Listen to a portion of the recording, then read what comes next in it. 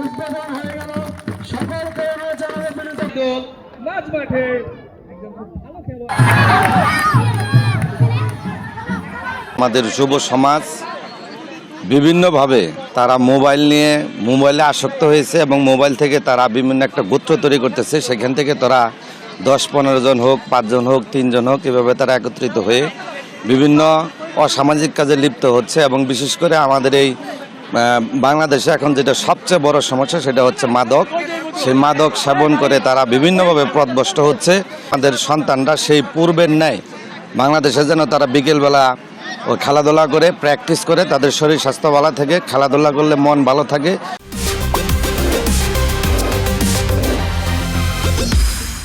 সেক্ষেত্রে তাদের মন বিকশিত হবে, তারা ওই সমস্ত নেশা এবং যত অসামাজিক কার্যকলাপ আছে তা থেকে বিরত থাকবে। এর জন্য আমরা সকলে মিলে আমাদের সন্তানদের কথা চিন্তা করে, আমাদের যুব সমাজের কথা চিন্তা করে আমরা এই খেলার আয়োজন করেছি। ইনশাল্লাহ আমরা ভবিষ্যতেও এই ধারাবাহিকতা এবং সব সময় আমরা এই ধারাবাহিকতা বজায় রাখবো।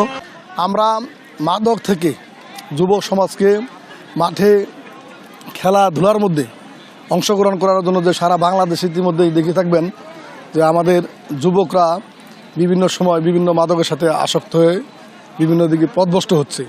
অর্থাৎ তাদেরকে মাঠে গড়ানোর জন্য যাতে ফুটবল, ক্রিকেট বলেন, ব্যাডমিন্টন বলেন এনে আমরা আসলে মাদক থেকে দেশটাকে রক্ষার জন্য অর্থাৎ যুব সমাজটাকে রক্ষার জন্য আমরা এই ফুটবলের আয়োজন করেছি।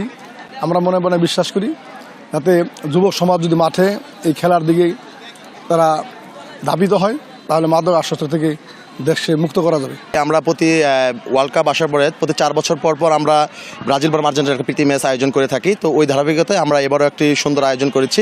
আসলে আয়োজনটা করা হচ্ছে আমরা আমাদের দেশে যেভাবে মাদক বেড়ে গেছে সেই মাদক মুক্ত সমাজ গড়তে আমরা আজকের এই টুর্নামেন্ট আয়োজন করেছি।